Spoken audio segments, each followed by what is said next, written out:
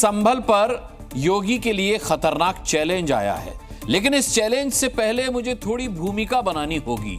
अक्सर आपने देखा होगा कि जब कोई लड़ाई झगड़ा होता है या वाद विवाद होता है, उसमें जब कोई तर्कों से हारने लगता है तो वो या तो झगड़े पर उतर आता है या फिर वो मारपीट करने लगता है। संभल में मस्जिद की सच्चाई अलग अलग सबूतों के जरिए सामने आ रही है, तो कुछ लोग इस पर मरने मारने का ऐलान तक करने लगे हैं। कोई कह रहा है कि पूरी मुस्लिम कौम मस्जिद के लिए मरने को तैयार है, तो कोई कह रहा है कि 1000 मर्तबा मरने के लिए तैयार हैं।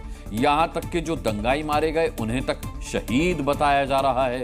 जब मामला कोर्ट में है तो मरने मारने की धमकी देकर मुस्लिम्स को भड़काने की कोशिश आखिर क्यों की जा रही है?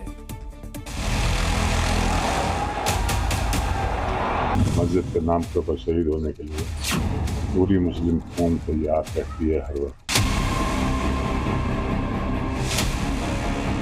मैं एक बार नहीं 1000 मर्तबा मरने को तैयार हूं।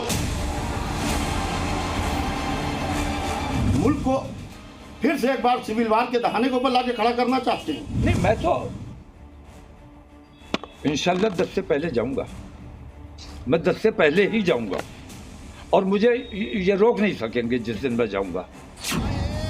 एक से बढ़कर एक बयान, सारे के सारे खतरनाक बयान, और खतरनाक बयान देने वाले सारे के सारे नेता मुस्लिम। आखिर इरादा क्या है? 24 नवंबर को संभल में जो हिंसा हुई थी, क्या वैसी हिंसा फिर चाहते हैं कुछ लोग?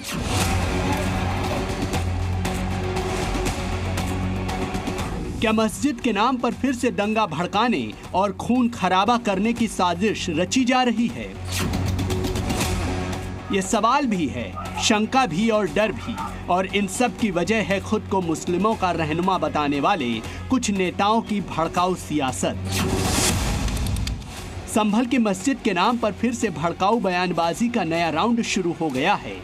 तमाम हिंदुस्तान से हम मुसलमानों से ये अपील करने वाले हैं कि हिंदुस्तान में चक्का जाम होना चाहिए और मुस्लिम तमाम बाजार, जब तक ये बेईमानियां चल रही हैं, तमाम मुस्लिम बाजार एक दिन के लिए बंद किए जाएंगे, पार्लियामेंट का घेराव किया जाएगा। संभल से समाजवादी पार्टी के विधायक नवाब इकबाल महमूद पहुंचे तो हिंसा में मारे गए युवक के घर मातम पुरसी करने लगे। लेकिन जब मृत युवक के परिवार से निकलने के बाद विधायक नवाब ने बातों बातों में मुस्लिमों को भड़काने की बात कह दी। मस्जिद के नाम के ऊपर शहीद होने के लिए पूरी मुस्लिम कौम तैयार रहती है हर वक्त। जो कुछ भी हुआ अच्छा नहीं हुआ, जिसने भी किया वो अच्छा नहीं किया। जिस वक्त नवाब इकबाल ये बयान दे रहे थे, उनके आसपास कई मुस्लिम युवक भी खड़े थे और ठीक बगल में ही एक नाबालिग बच्चा भी खड़ा था। सोचिए, विधायक ने मस्जिद के नाम पर जो मरने मारने की बात की है, उसका इन नाबालिग बच्चों के जहन पर क्या असर पड़ा होगा? जिम्मेदार पद पर होने के बावजूद नवाब इकबाल मुसलमानों को भड़काने वाले बयान दे रहे हैं। इस भड़काऊ बयान की मुखालफत करने की बजाय समाजवादी पार्टी के नेता पुलिस को मुसलमान विरोधी कहकर चिंगारी फेंक रहे हैं। मुसलमानों को जो मैदान बता दीजिए, हम उस मैदान में नाम के साथ इकट्ठा हो जाते हैं और जितनी गोलियां चला सकते हैं मुसलमानों के सीने पे, हमारे सीने पर चला लीजिए। अगर उस गोली से, उस खून से हमारे मादरे वतन को, उत्तर प्रदेश की एकता और अखंडता को, हिंदू मुस्लिम भाईचारा में कोई खूबसूरती आ सकती है, इस खून को बहाने में हम कतई पीछे नहीं हटेंगे। मरने मारने का ऐलान करने वालों में अगला नाम है AIMIM के अध्यक्ष असदुद्दीन ओवैसी का।